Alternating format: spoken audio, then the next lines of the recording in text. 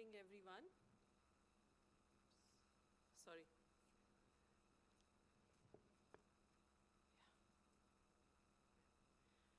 So good evening, everyone. Welcome to the second lecture, which is being organized as part of the FP50 Commemorative Lecture Series. As you're aware, the first lecture was organized in December 2022 as part of the Golden Jubilee celebrations of Faculty of Planning. Very quickly, just an idea behind this lecture series, and so we all know about what are the major challenges that Indian cities are facing in the current situation because of rapid urbanization.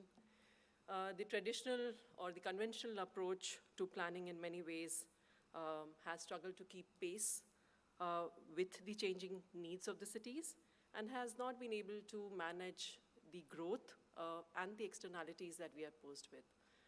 So it is important to kind of reflect on the practice as well as the research that we are undertaking to basically think about what is it that seems to work as well as what is it that doesn't seem to work, and if we need to go beyond these conventional approach to planning. So the purpose of the lecture series is to bring together distinguished experts who have basically challenged the status quo and can bring in new ideas, new thinking in terms of which can kind of contribute to bringing in paradigm shift in the planning profession.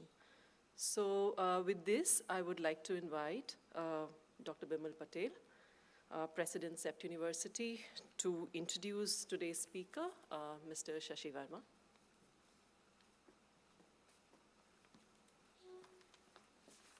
Thank you, Shalini, and thank you, Shashi, for accepting our invitation to come here. By way of introduction, I have something written up, and I'm going to read that to you. I'm very happy to welcome our guest, Mr. Shashi Verma. He is Chief Technology Officer and Director Customer Experience at Transport for London, TfL, the organization that has responsibility for London's network of principal road routes for various rail networks, including the London Underground, London Overground, Docklands, Docklands Light Railway, and TfL Rail, London's trams, buses, and taxis, cycling provisions, and river services. TfL is in charge of pretty much everything that moves in London. TfL has a budget of £10 billion. Mr. Verma has had a remarkable journey.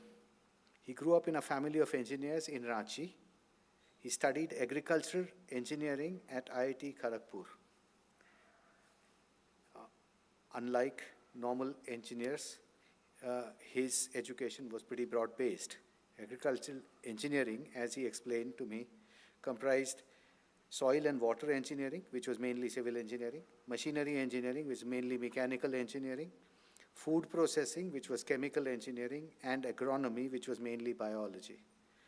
In short, he had a very broad engineering education in how to solve problems in agriculture, and I think that is really important to see our work as solving problems.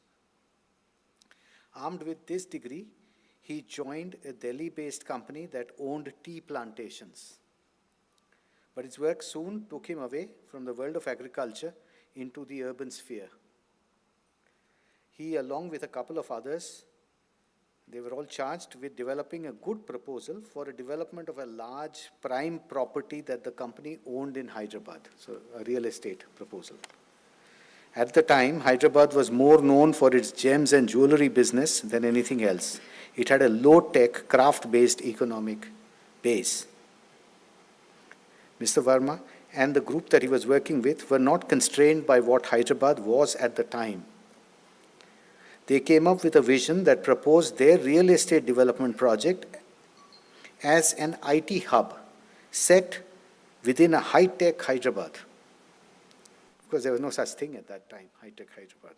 Armed with this vision, they went up to the Chief Minister of Andhra Pradesh, who at that time was NTR.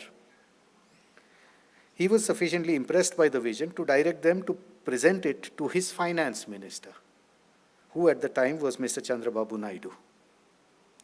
I need not dwell on the rest of the story. Everyone knows how, based on Mr. Naidu's vision of IT-led growth, traditional Hyderabad became high-tech Hyderabad. The poster child of post-liberalization urban development in India. Mr. Verma had an important role to play in the genesis of Hyderabad's urban development strategy. Mr. Verma could easily have continued with his job, but he was more ambitious. He wanted to study further. Instead of taking the traditional MBA route, he decided to study public policy at the Kennedy School of Government. That's at Harvard University. From there, he received a master's in public policy. He also taught there for a year while pursuing a doctoral degree, but gave up teaching and doctoral studies to join McKinsey & Company as a consultant. Soon thereafter, he joined Transport for London, which was set up in 2002 by London's Mayor Ken Livingstone to integrate all of London's disparate transport systems to make London more livable and economically competitive. Having joined TfL at its birth, he was telling me today that when he started, his team was 3 people. Today it's 1,800 people. Joined TfL at its birth, Mr. Verma was part of the core group that strategized some of the most important things that TfL has achieved over its many years of existence. Today, Mr. Verma has responsibility for the operation of TfL's revenue collection system, including the Oyster card, the largest smart card-based ticketing system in the world, and advising the Mayor of London on fares and ticketing policy. His work as Director of Fares and Ticketing has also required him to focus on improving the performance of ticketing systems, on reducing cost of ticketing services, on extending the reach of Oyster on London's national rail and river services, and on developing the next generation of fare collection solutions for London. His work as a senior principal in corporate finance required him to take responsibility for Crossrail, a £16 billion project to build the next railway line in London. This role required him to work on managing specifications of the Crossrail project, building the business case for it, managing the planning process, and developing a funding and financing plan for the project. So as you can see, he's had an incredibly exciting journey. Mr. Verma has not lost his connection with India. Before the pandemic, he told me he used to come here once every 3 months, trying to seed ideas and talk with people in government wherever he could find an opportunity. He seeks out opportunities to influence the course of urban development in India. In fact, I got to know him when we were both invited to speak to planners and officers of the Mumbai Municipal Corporation. That is quite a few years ago. We are also both part of a group that are advising the Punjab government, and again we were at the Mussoorie Academy. We are very extremely honored to have you and would love to listen to you. Thank you very much.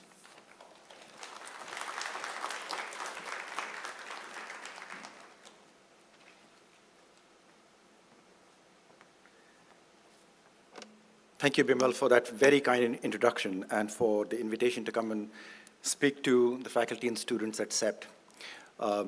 Through you and through many of your colleagues, I've got to know CEPT a bit better over the last few years, and it's a real honor and pleasure for me to be here today. Look, you know, London is often talked about as the example city in how transport can be made better and how transport can contribute towards a city that functions better. It may look sometimes that this has always been the case, but I can tell you that this has not always been the case. London has also seen its ups and downs. It has been through a very hard time in the past.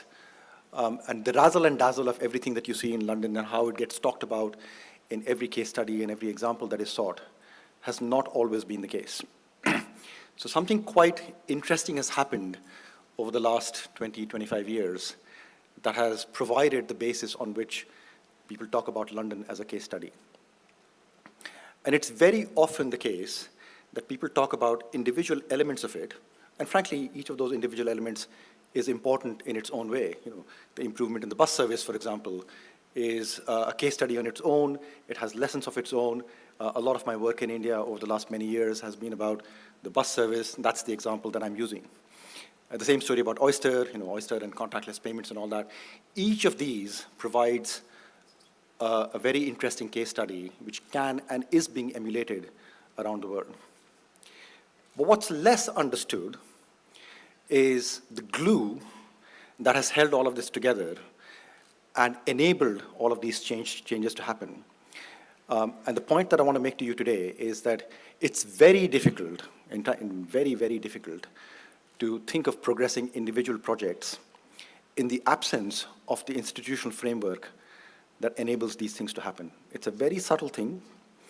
I'll try and explain it as best as I can today. It is subtle, and it is not understood as well, but it is the thing, it's the secret magic that has allowed London to become successful in the way transport and land use has been delivered over the last 20 years, in particular since the creation of Transport for London.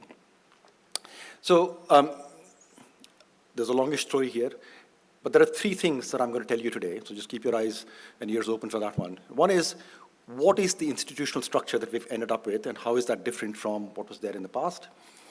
So that's the what. There's a question of how we ended up creating a structure of this kind, because the how is very important. These things don't happen by accident. And the third is what lessons can be taken from that and translated into India. Not everything can be translated, let's be clear. The circumstances are very different, but there is a lot that can be translated. So if you think of the structure of governance and transport in London, what I've listed there is on the left-hand side is the formulation and reformulation of local government over a very long period, last 170 years. And on the right-hand side, the formulation and reformulation of transport systems. Now, India is busy building metros. It's worth remembering that the London Underground, the first metro line, the first underground line, completed 160 years of its existence in January this year. So, these transport systems have been around for a very long time. But when they were built, these transport systems were privately owned, very fragmented, different companies, and there was no semblance of a local government to do anything of this kind. In fact, local government was invented in London to deal with the problem of sewage, which was the most prominent urban governance issue back in the middle of the 19th century. And as you can see, over time, local government has been reformulated to address the issues that have been prominent at different points in time. And likewise, the structure of transport has also changed periodically to address the emerging issues that come with it. And one of the things that's worth pointing out here is that, we sometimes hear, things are like this because that's the way the British left it.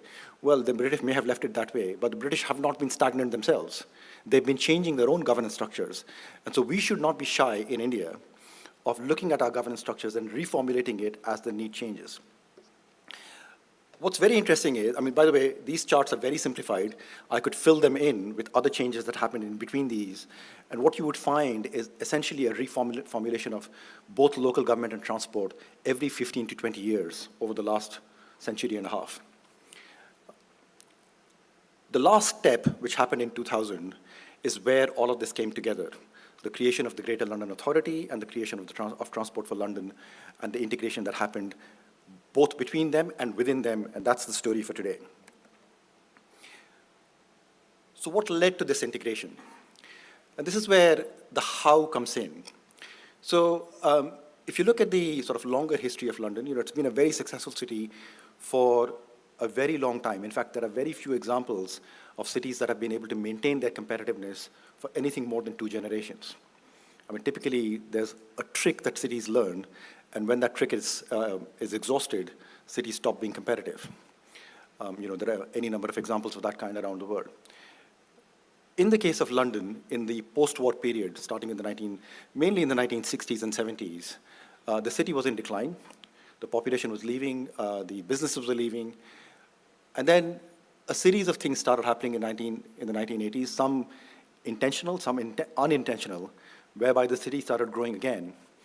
And the challenges of growth became evident very, very quickly. So lack of infrastructure, poor transport infrastructure, poor education, issues with crime, issues with housing. There was a whole series of issues that became apparent in the 1980s.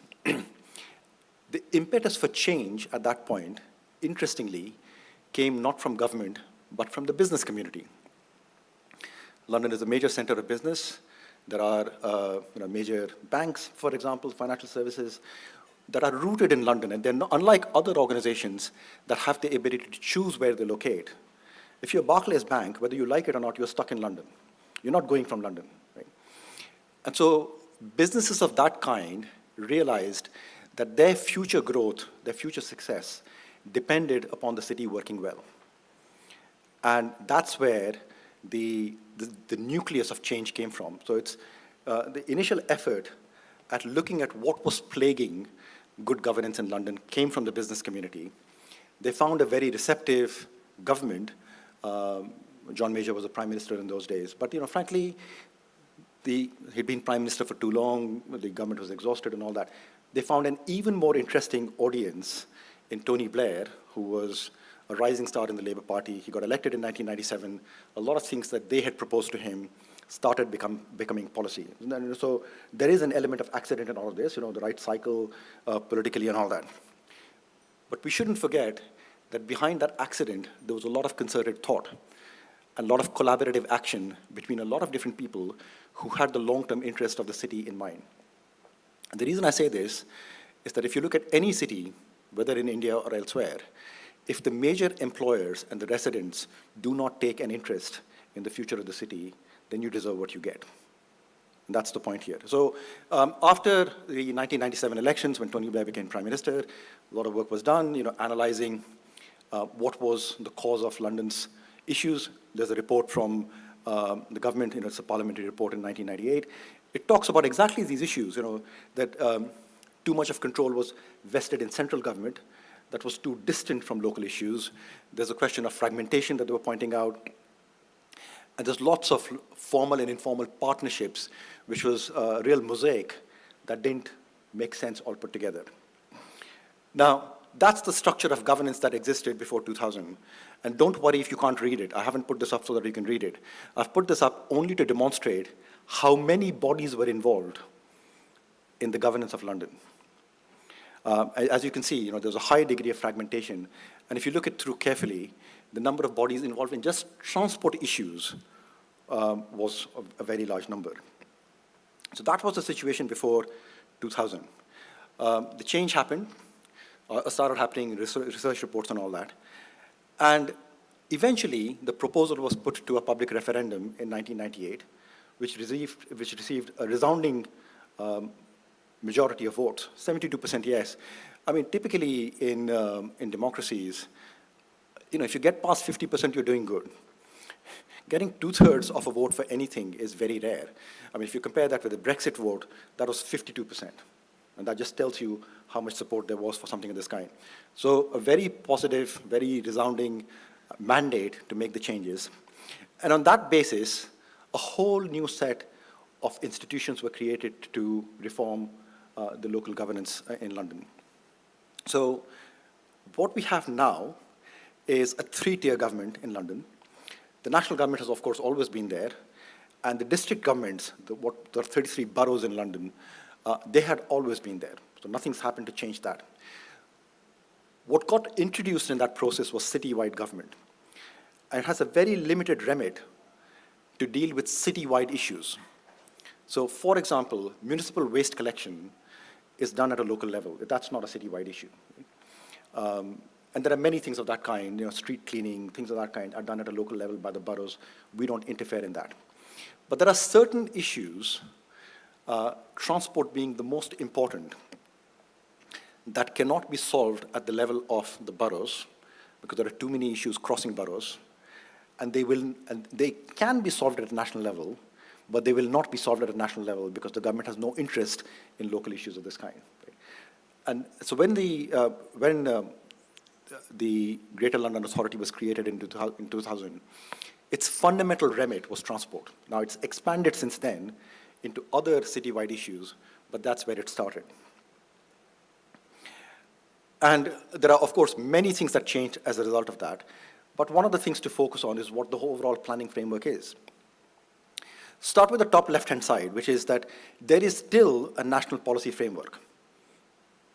And we can't do anything that's not in keeping with the national policy framework. So let's be clear, this is not a laissez-faire attitude where we can go and do anything that we want. So the national policy framework is there. The Mayor, the Greater London Authority, and Transport for London need to comply with that. But the key thing is that we need to have a set of strategies for London. Now, the highest level document in that is what's called the Spatial Development Strategy. It's called the London Plan. If you look it online, that's the name under which you will find it. It's genuinely a high-level document. It is like a master plan, as you would see in India, but if you read it, you will find all the differences in how it is not a master plan as you would recognize it in India. It sets out a very broad framework for essentially how land is to be used. It's not getting into things like zoning and all that. I mean, zoning changes in London all the time. We're not fussed about zoning. But things like provision of parking, for example, right? Things of that kind are coming at a very high level to say we are going to direct growth into certain areas, we're going to direct housing into certain areas, and so on. Now, the spatial development strategy, which is basically a land use strategy, has to be supported by a number of other strategies, and all of these have to interlock. They cannot be developed in isolation. So the most prominent of that is the Mayor's transport strategy. And this is the beauty, that land use planning and transport planning are being done together. They're being done together at a macro level. And when you start working through the impact of these policies, they're also being done together at a micro level. But transport strategy is not the only one. As you can see, the Mayor's got an economic strategy that has to interlock, an environment strategy, a health strategy. All of these things have to interlock with each other. And therefore, what you get is a very high degree of integration in the planning process. Now, the policies that are being set up at this stage, in many cases, they have to be implemented by Transport for London. But in some cases, they have to be implemented at the borough level, at the absolute local level. So there is, the boroughs have to set up local implementation plans. The Mayor will set out planning guidance. In addition to the national planning guidance, there is London planning guidance that comes from the London Plan. There are local implementation plans around transport that the boroughs have to do. And again, they cannot take decisions that are not in keeping with both the national and the London policy frameworks. But despite this level of integration and this level of devolution, very often you will come up with issues, problems, projects that have to span multiple layers. So it's not saying that everything has now been devolved to Transport for London or to the Mayor, and therefore we have the independence to go in what we do so long as we're within the planning framework. So Crossrail, which Bimal introduced, the biggest investment that's happened in London for a very long time, so my project once upon a time, it is something that actually cuts across this three-tier government. It actually requires the involvement of all three tiers. So when the project was being set up, it was a joint venture between the national government and the citywide government. So it was a joint venture between the Department of Transport and Transport for London for project delivery purposes. Joint sponsors of the project, integrated teams and all that stuff. The London boroughs were given a very substantial influence over the project by various mechanisms. But the key thing is that Crossrail became the Elizabeth line and it opened last year. In its operation, it's fully integrated with Transport for London. And if you draw a comparison here, all metros in India are being built as special purpose vehicles, as joint ventures between the central government and state government, Ministry of Housing and Urban Affairs and the state government. And they remain as such. So they remain isolated from the planning process. They're not really integrated into any city planning process. In fact, they're given planning rights of their own, which allow them to override any local planning powers. And they remain special purpose vehicles forever. So try integrating the metros into any local transport, and you find that the answer is very difficult. And the consequence of this is very visible. I haven't seen yet a metro station that provides for local transport. There's no provision for what we call last mile connectivity. I mean, it's been a topic of discussion for the last 20 years in Delhi. But the reality is, if you go to any metro station, there isn't even space for a bus stop anywhere around them.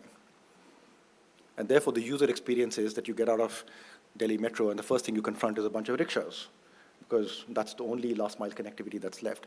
So this is very important, that where things span across the planning framework, it's important to limit its role and to understand that it should not break the model of integration that you're trying to build longer term.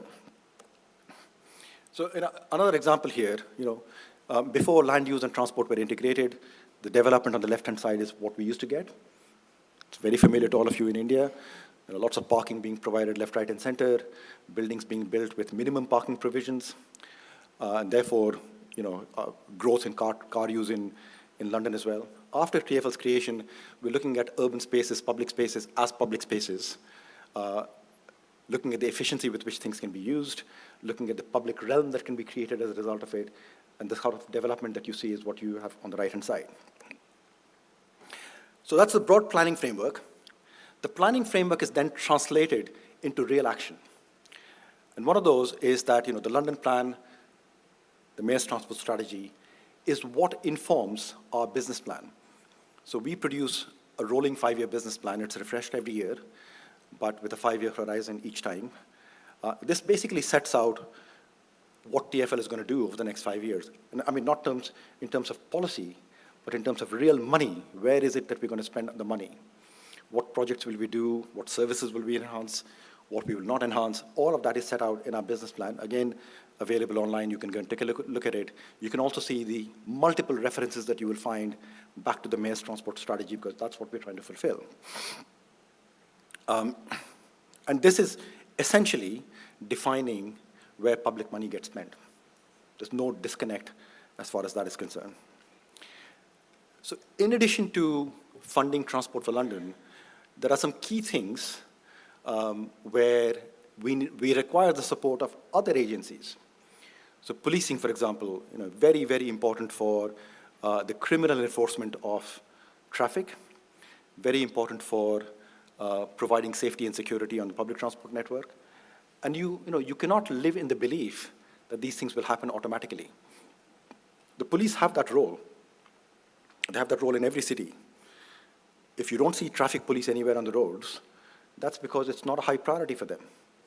With their limited resources, every police force will look at what's the highest value activity they can engage in. And when you have a choice between counterterrorism and managing the traffic, you know where that money is going to go. Now, on the flip side, you can't leave traffic enforcement unaddressed. So there is dedicated funding that goes from Transport for London into policing that provides for dedicated services on policing. The other thing that was done, and this is very interesting and very unusual, is that enforcement was split between criminal and non-criminal enforcement. Even traffic enforcement, for example, enforcing somebody jumping a red light or speeding are things that require a criminal penalty, or they could end up in a criminal penalty. But enforcing parking is a different issue. And if you ask the police to become interested in enforcing parking, I mean, occasionally you'll find somebody, Kiran Bedi in the old days used to have this name of Crane Bedi, because she used to have, cranes going around picking up vehicles that were illegally parked. But the reality is, nobody in the police is interested in this. Right? So separating out the criminal and non-criminal enforcement means that the non-criminal enforcement is being done from a traffic management perspective by us who have an interest in traffic management. So very important to do that. And likewise, funding to local authorities, to the boroughs for the local implementation plans that support the Mayor's Transport Strategy also comes directly from us. And that's the mechanism by which you ensure that the things that you're asking for will get done. Inside the organization, a lot of changes have been happening as well. So 14 different transport organizations were brought together to create Transport for London. Some were huge. The old London Transport used to run the underground and buses, so clearly very important. On the flip side, you have something like the, what was called, I forget what the name was. It's called Taxi and Private Hire now. It's the agency that used to regulate taxis, right? They're a staff of 20 or 30 people, something of that kind. So on one side, you've got an organization with a few dozen people. On the other side, you've got an organization with 50,000 staff and big budgets. They were all brought together. They were all put in the right sequence, right seniority and all that. But all of these things got integrated into one organization. Initially, we started off with something that was very functional. All of these were slapped together, joined up in one organization. But through successive changes, we've ended up with something that looks more functional. So there is a chief operating officer who's got responsibility for operating all of the transport. And issues of resolving prioritization or conflict between different forms of transport is being done by one organization, one individual, rather than by multiple organizations fighting over the scraps of who gets the money and who gets the resources. These things don't happen overnight, by the way. To go from the old to new has taken us 20 years. But at each step, we've looked at what problems required confronting, but also what could be confronted. It's about being practical. An example of this is that, just think about the multiple layers of government working. There's about 32,000 miles of roads in London. Only about 5% of that is managed directly by Transport for London. And I mean, by managed, I mean that we have responsibility for maintaining the road surface and everything else that goes along with it. But there's a difference in terms of managing traffic. We are responsible for managing traffic on all roads in London. Whether we maintain the surface or not is not an issue. Again, keep in mind that traffic management generally around the world, including everywhere in India, is a policing issue. The municipality is actually not responsible for managing traffic. And everywhere you see, Ahmedabad has a few traffic lights. Other cities have multiple traffic lights. The traffic lights are actually run by the police. Now think about it. Between counterterrorism and running traffic lights, which one are you interested in? So we have control over managing traffic all across, enforcing and all of that. One practical example of how that changed policymaking in London is road charging, road pricing, congestion charging, whatever you want to call it. So look at the red zone in the middle, which is the central zone. That is the original congestion charging zone. The congestion charge came in 2003. We've actually just completed 20 years of that in 17th of Feb 2003 is when it came in, so just 20 years passed. Think about this. It's a very difficult policy politically. Trying to tell people who are driving that you can no longer drive without paying a charge is about the most difficult thing you can do in transport. And if you don't think it's difficult, just try thinking about what it would take to do that in any city in India. It's a really difficult issue. But it happened. Now, some of it is, political will, courage, and all that. That's all true. But the ground conditions had to be laid. So think about how road space gets used. Road space is a limited commodity. You can't keep expanding roads. And in London, indeed, we haven't built a new road in 30 years. There is no public support at all for building a new road in London. That's very different from what's happening here. There is zero political support for it. So the question is, if you have limited road space, how do you make sure it's being used efficiently? So one is a hierarchy of needs.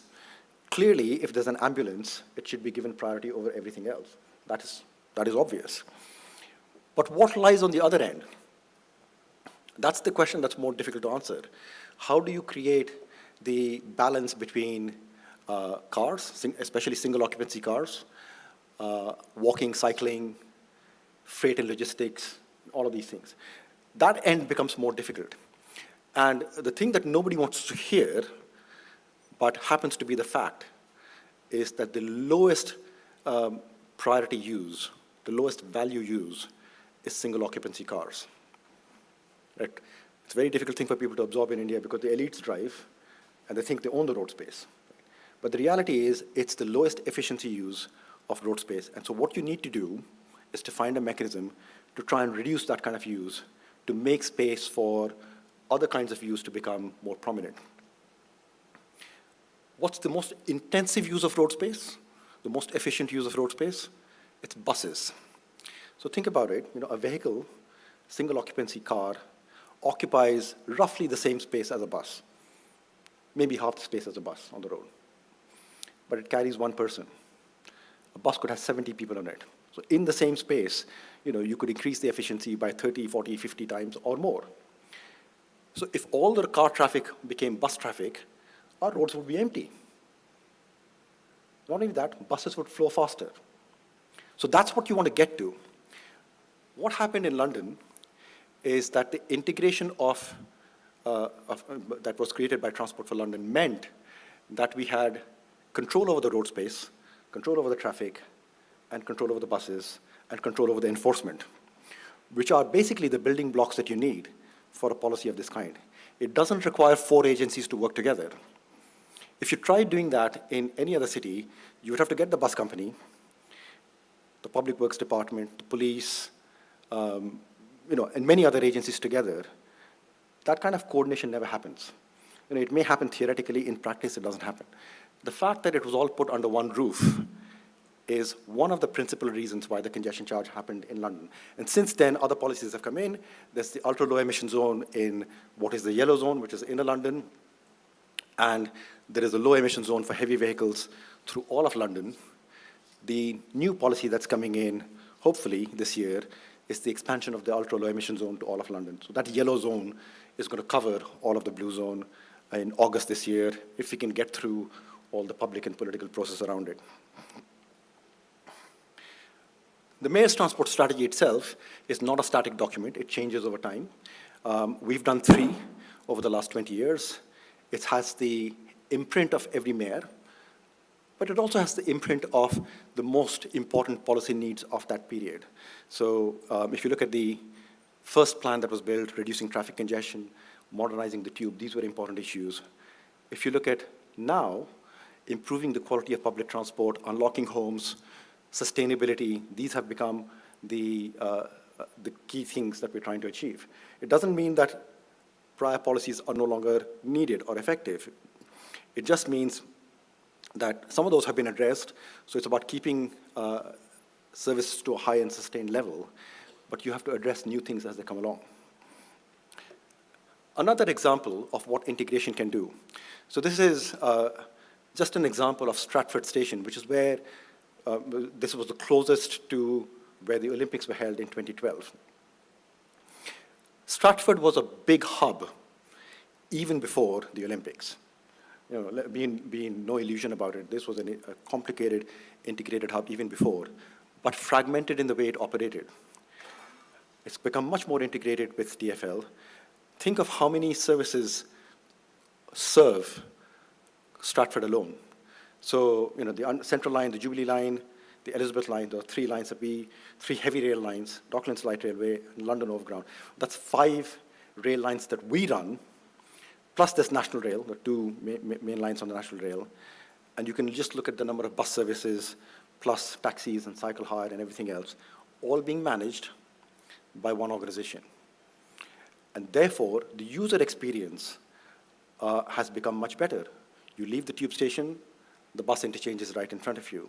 We use the data that comes out of Oyster to figure out which bus stops should be closest to the rail stop depending upon how much interchange traffic you're getting. So this is all a sign of not macro level integration, but at the ground level, at a micro level, everything is being optimized because it's sitting in one organization. Another aspect of integration, the customer experience.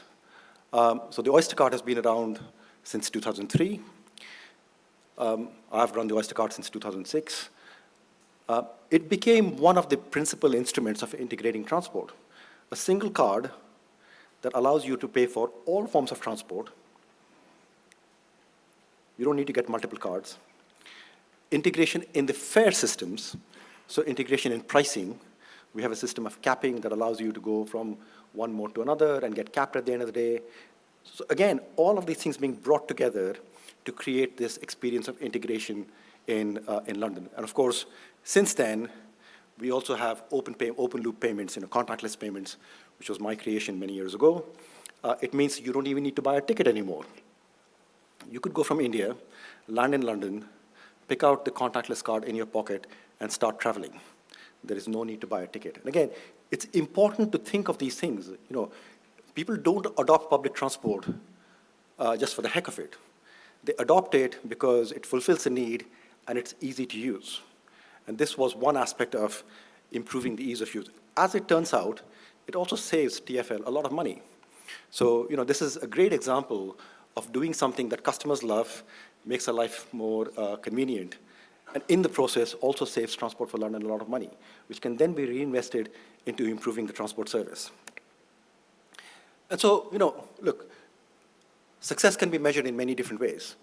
One of the ways is to look at what impact it has had at the ground level. So there's a lot going on in this chart. Let me explain what it is. So this is looking at how many journeys are made by different forms of transport every year for the last 20 years. In that period, London's population has increased by 30%. So we used to be 6.7, 6.8 million in 2000. We're just shy of 9 million now. So a 30% increase in traffic. Start with the bottom end, which is the black part, which is car traffic. As you can see, it's remained stagnant. So despite a 30% increase in population, the number of car trips being made in London has remained stagnant, which is a huge achievement. There are not that many cities in the world that can claim success of this kind. What has increased is the use of public transport. That's the blue bars in the middle. You can see the big increase that's happened there. Walking trips have increased by a bit, but walking trips are very difficult to influence. What has happened is the walking experience has become better. And remember that every public transport trip starts with a walking trip. So if you don't invest in good walking facilities, what you're hurting is the public transport system. So it's important to look at walking for its own needs, but also as an enabler of good public transport. Cycling, which is the top bit, which is yellow, has seen the fastest growth. Now, it started off being very small. It is still very small, but it is the mode that has been growing the fastest over these years. So the purple line is one of the things that we keep a very close eye on. So that's what we call the sustainable mode share, public transport plus walking plus cycling as a proportion of all journeys. Back in 2000, that was at 52%. So 52% of journeys were being made by sustainable modes. Just prior to the pandemic, we had hit 63%. Now, again, if you look around the world, there are very few examples of where people have been able to achieve this. This is true improvement in sustainability. And depending, all of you might be working on all kinds of problems. Climate change. What's the best method of tackling climate change? If you can get a car journey converted into a public transport journey, you've done really well. What's the best method of improving safety? Get people out of motorcycles into buses, half the problems will go away. So, from multiple perspectives, the answer is better public transport, and if you can increase the sustainable mode share, a lot of issues that we worry about as urban planners or transport planners get addressed without having to do anything special. Now, of course, the pandemic has interrupted everything. The last 2 years has not been great from this perspective, but we're back on the path of recovery again. So think about the overall mode share as it existed in 2019. We still have 40% of journeys being made by car. One of the reasons why that's the case is that, as a visitor to London, you only really experience central London, which is where all the high-density transport is. But when you move out into outer London, it's lower density, traffic patterns are very different, radial journeys are served well by rail, other journeys are not. That's where the bulk of the car use happens. But an important thing, 31% of trips are made by walking. Of course, they're shorter distance. But it's important to remember that's how big it is. In your own experience, you know this for a fact. Walking is not even considered part of the transport planning problem. Right? No footpaths are provided. If they're provided, that's the first thing that gets encroached upon, not just by informal encroachment like hawkers and all that. If you have to put a telephone pole somewhere, if you have to put any obstruction, it goes on the footpath. It doesn't go on the highway. But when you look at that high share, you have to remember how important it is to provide for good walking facilities. There's no point taking your car to the park and then walking in the park. The reality is, if you had good public transport and you were accessing it by walking, a lot of the exercise that you need gets given to you automatically. You don't need to go to the gym. You get a good health experience just by being on public transport.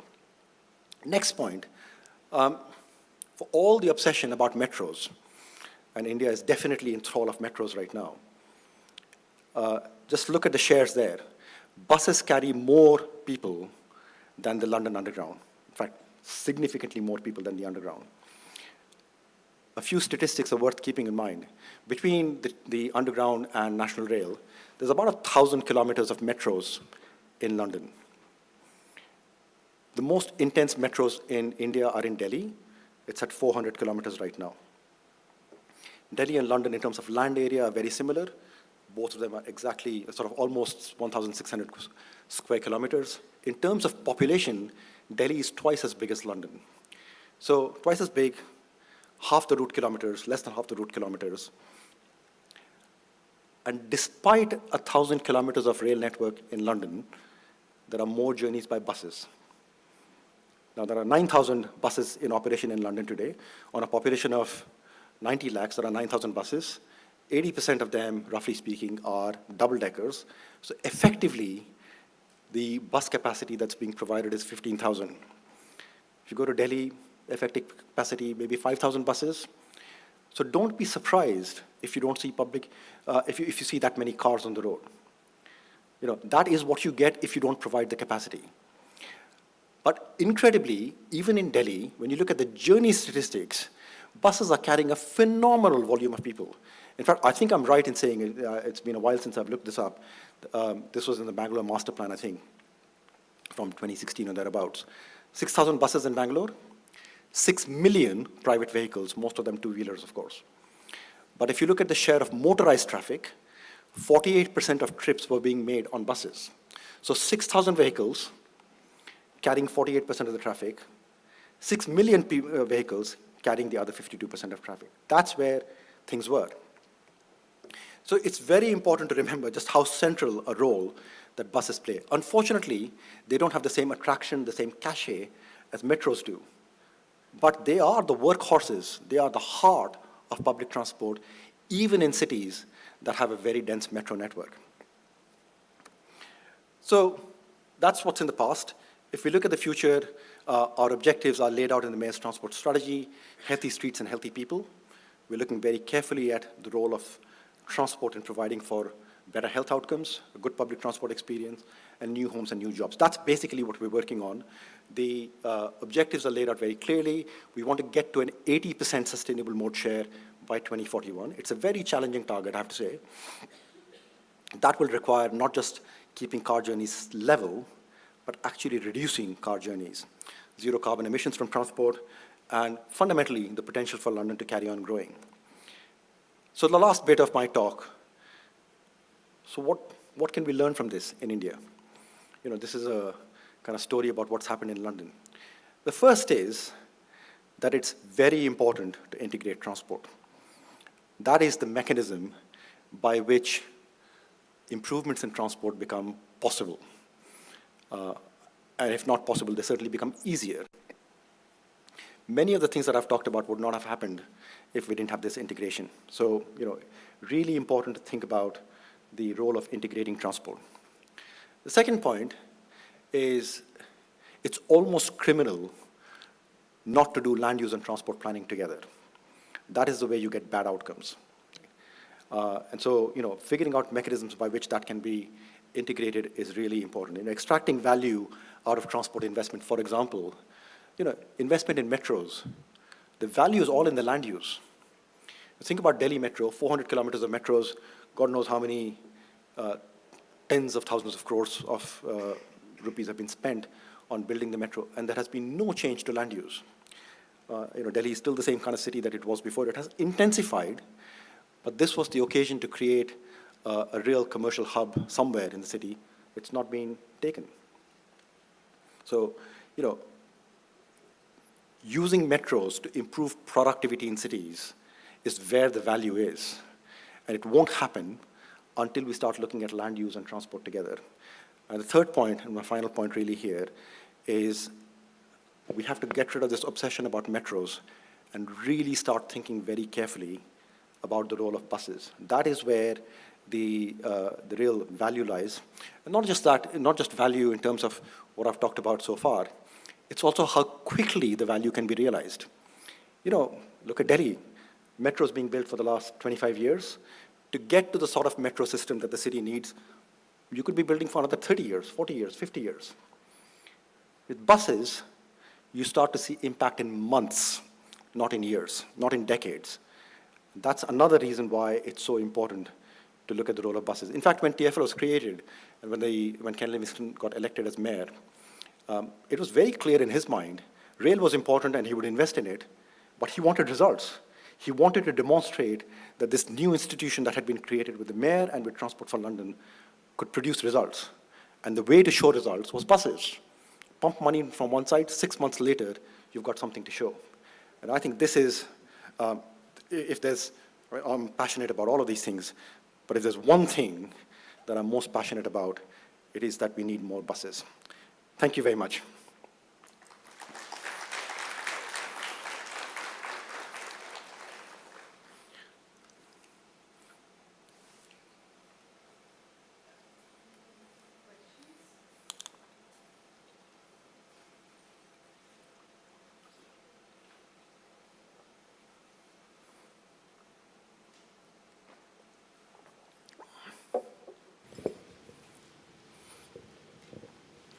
Hello, good evening. A very interesting lecture about what is happening in London in the transport needs and the development there. While I was looking at your presentation, I was just having two small doubts. One was you showed us the change in the build form that has taken place. I want to know a bit more. Is it just because of the transport, or in the last slide you mentioned about other tools, but what were the other specific planning tools that the city wanted to develop at that time or informed at that time so that the people made these changes? Because I believe those changes are in the private domain. And one more. The other question is regarding, you said these 5-year financial plans kind of thing.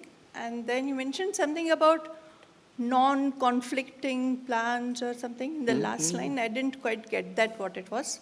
Could you just tell us a bit about that? Yeah. Thank you. So look, the build form is informed by many things. At the end of the day, the build form is determined by the market.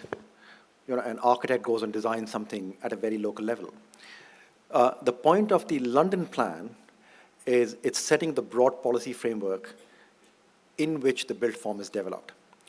And the integration with, for example, the mayor's transport strategy, one of the examples of that is a very clear and very different parking policy than used to exist before. I mean, the caricature that's often made of the US, for example, is that if you build something in the US, you're given a minimum parking requirement.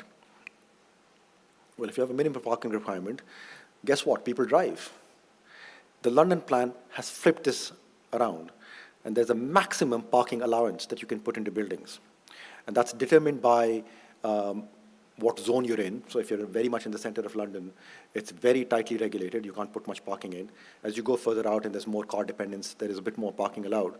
But, for example, in some parts of London, for example, if you build 100 housing units, apartment block of 100 units, you can only put 70 parking spaces in it.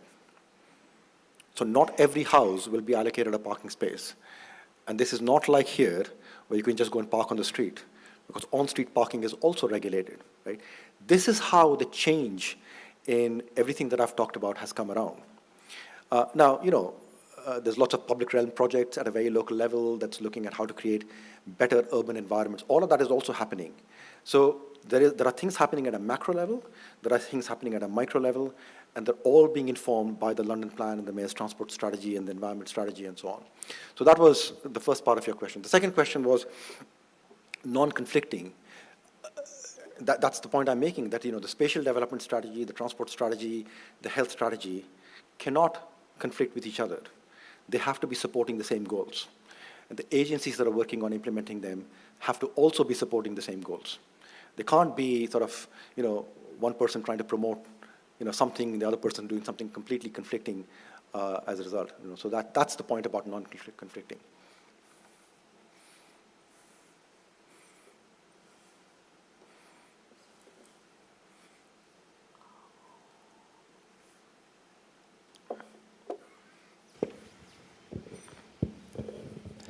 Thank you for an amazing presentation, sir. I was stuck at the number 72% of democratic approval for something like Transport for London. And what do you think sort of led to that? Because that seems to be a changing point or a steering point in the journey of London. Why people voted for a common transport department? Look, I wasn't around at that time, so I only know what I know from having read about it. There are two factors that informed it. One is that the pain and the frustration of poor transport was impacting on people's lives. Right? For anyone going from India into London in 1997, my first visit to London was in 1995. I was completely dazzled by the quality of the transport, right? Because we had never seen anything like that. But if you lived in London and had to rely upon the transport system every day, it wasn't meeting your needs.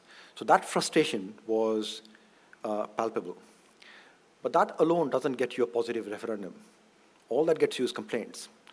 The positive referendum also required somebody coming up with a model and a suggestion for how things could be different. And I think that's the important thing here. And if you translate this into India, the frustration with our quality of urbanization is everywhere. Well, where's the alternative? Right? So you have to build that alternative. You have to build a coalition behind that. So you can't sell it on your own. There was a huge coalition, business community in very prominently, but also people in local government who were saying, no, we need something different. And there was a public debate going on about this. The referendum did not happen in isolation. It was after a lot of public debate where a vision of what could be different was being sold to the people.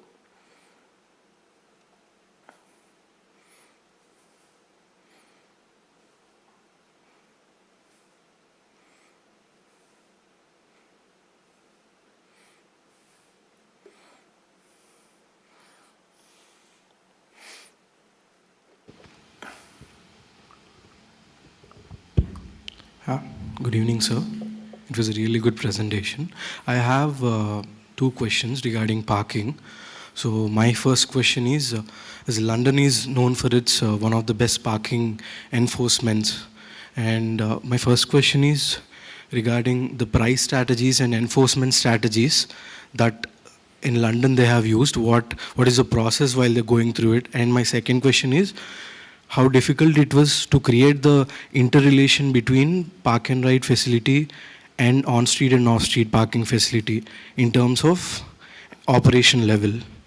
So get to talk something. Yeah. So look, parking constraints have been, the first parking restraints were introduced in London in 1956. The first parking meter went up in 1956. Until then, you could park pretty much anywhere you wanted. And it was a very gradual process of increasing parking controls. So initially, what are called controlled parking zones, where there is some restriction on on-street parking. It grew very slowly.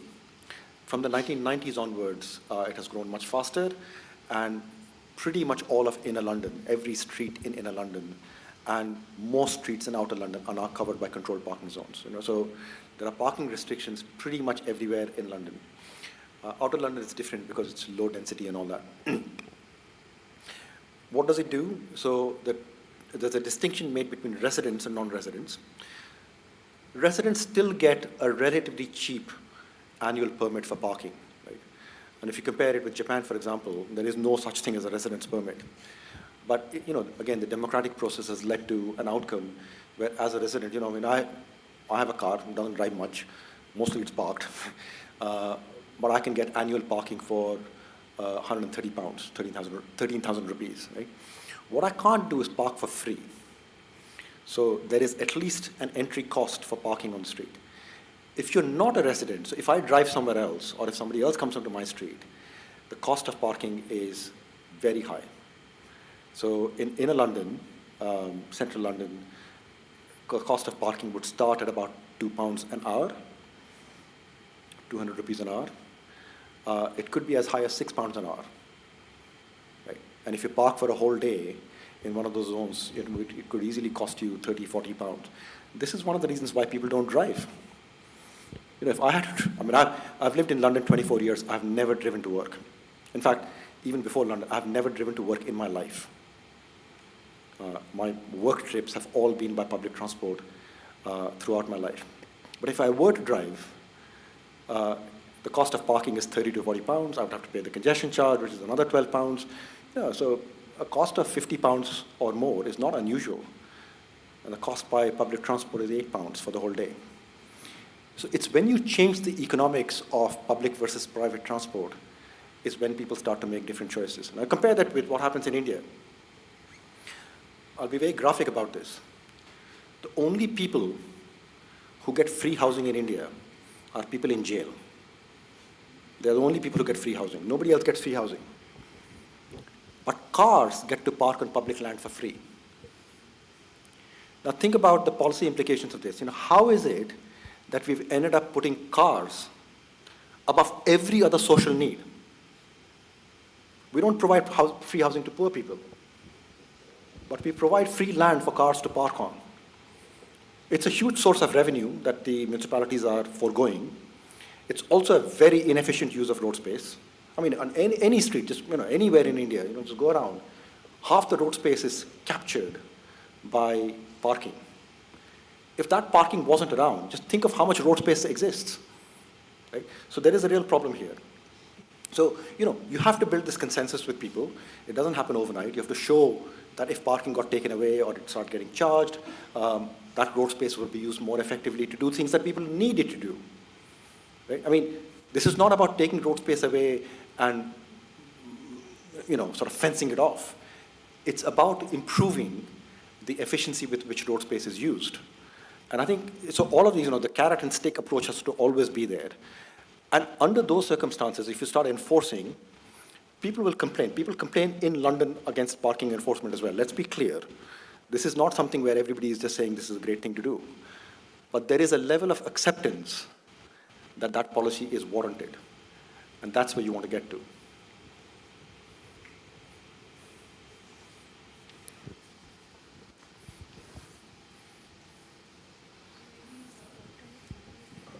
Good evening, sir.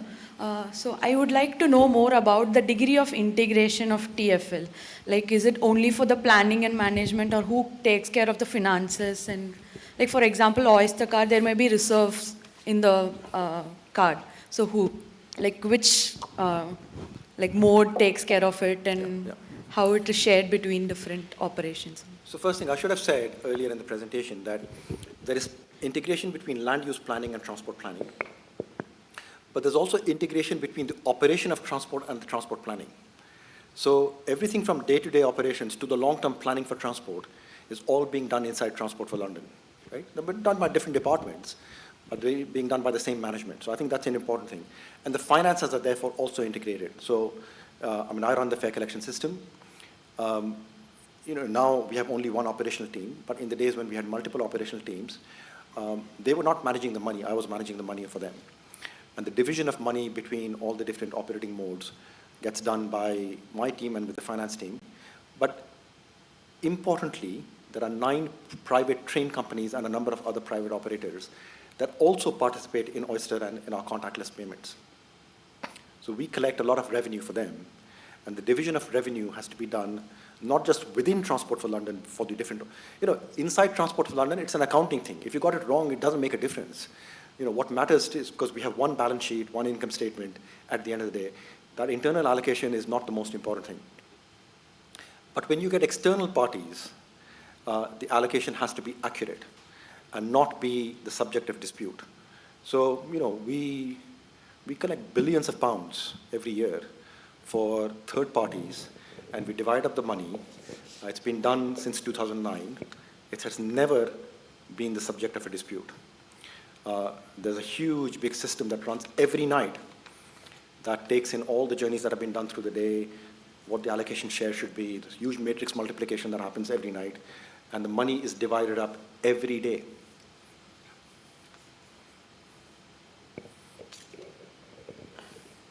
So, Shashi sir, it was an excellent presentation that you have compiled together with beautifully put up the structure of the organization and the history of the entire TFL and the Governing Council of London put up together very well. I mean, we could see the historical things in one or two slides.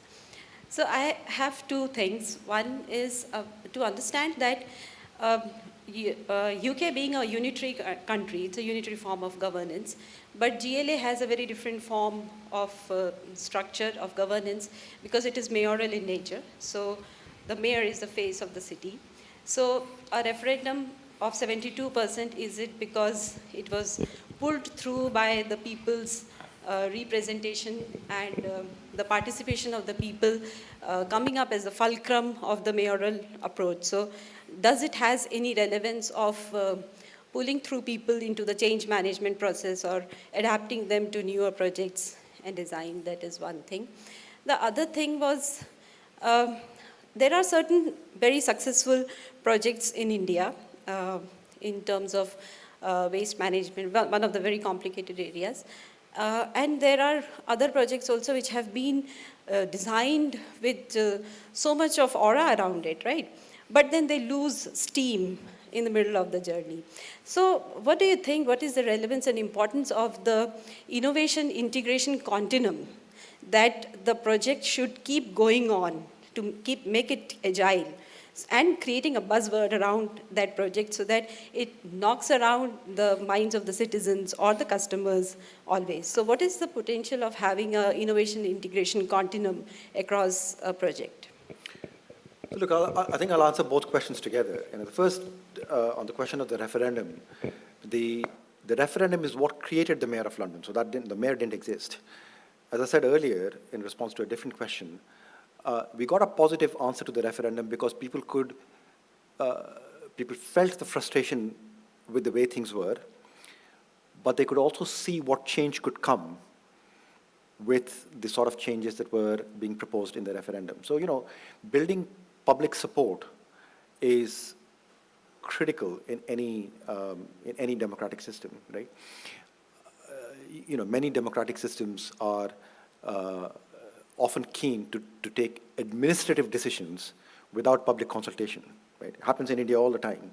When people don't get consulted about investment or projects, the answer is, you elected me and I'm doing it. But I think the more public participation you have, it slows down things, it makes things more complicated, but it also sets up policies that have more sustainability because the public is behind it. And I think that's a very important fact in any democratic decision making. And that's the same point about the second question that you asked, is why is it that projects take off with a huge amount of dazzle and then just die? Part of the reason why they die is they're not the right projects, and part of the reason why they die is because they've never had the public support. And that's why, this consultative process, which has developed slowly over the last 50-odd years, it is a painful process, by the way, right? Even in TFL, people complain about how much consultation we have to do and all that. But it is the thing that creates robust decision-making. And so, when you say innovation sort of continuum and all that, the biggest continuum that we need is public support. And you have to think very carefully about what it is that you can do to get public support.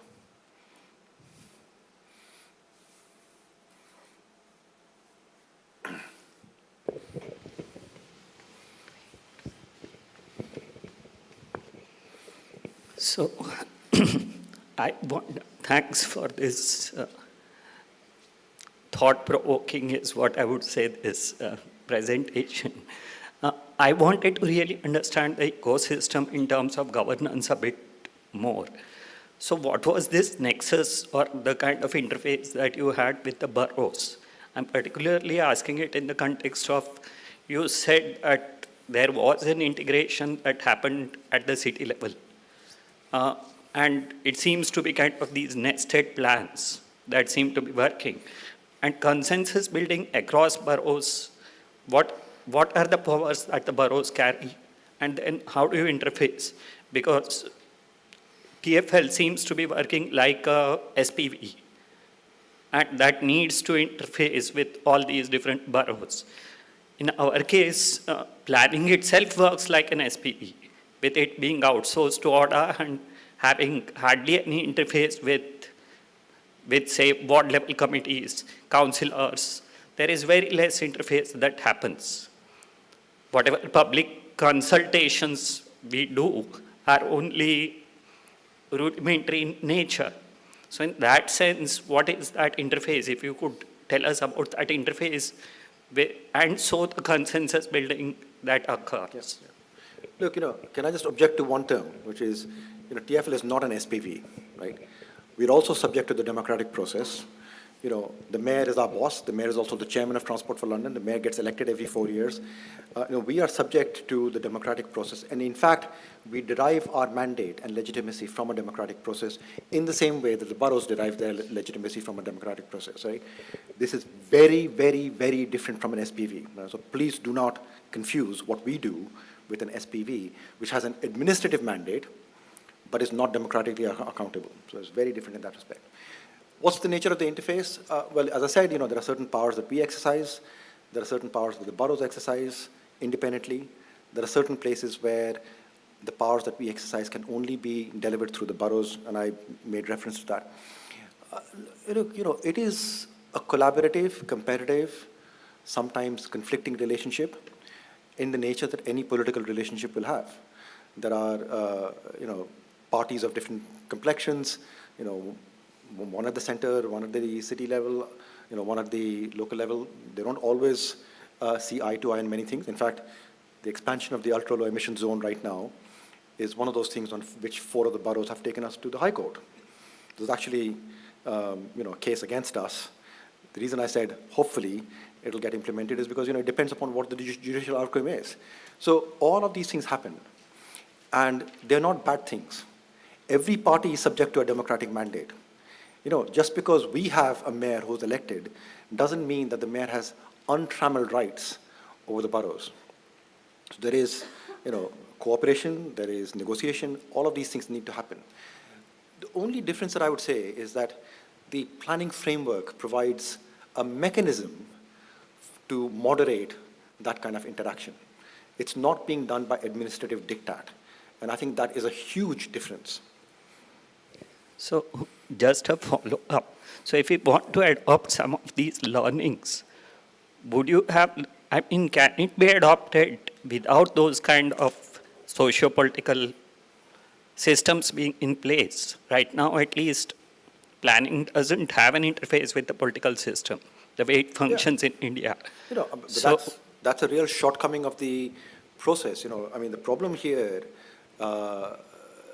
is that there is a lot of power vested in the administrative process without direct democratic accountability, right? And for local issues, there needs to be local political accountability. That is the way you get better decisions made.